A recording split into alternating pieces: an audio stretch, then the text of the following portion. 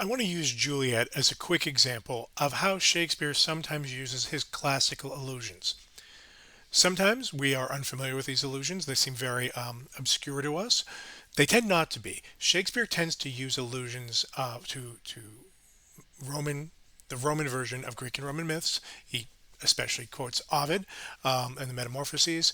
He tends very strongly to make classical references to myths that would be well known to people who had basically the secondary level of education. That's not a lot of people.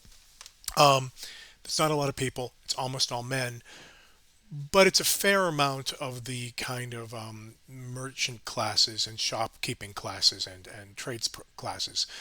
It's Shakespeare's class.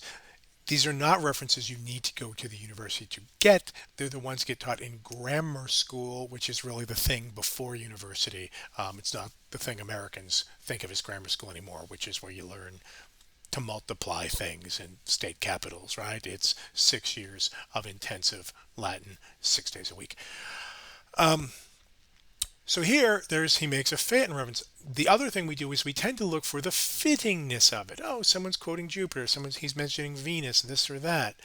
Shakespeare trades sometimes on the inappropriateness of the reference the character is making. That the character should not be bringing up that story right now. It's a subtle but routine habit of his.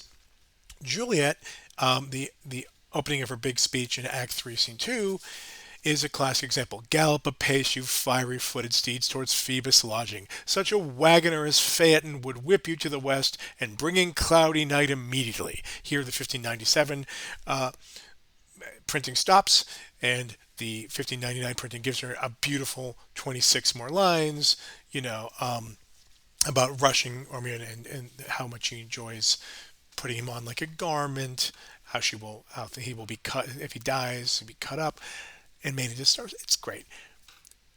I want to go to the Phaeton reference. She wants the sun to move faster. She wants a wagoner, a charioteer like Phaeton. Who is Phaeton? I asked Edith Hamilton in her workshop mythology. Phaeton is the mortal son of the sun god who asks his father to promise him one favor, no request, asks to drive the chariot, to drive the sun. He's immortal. He's a human. His father has to let him do it. Phaeton quite literally crashes and burns.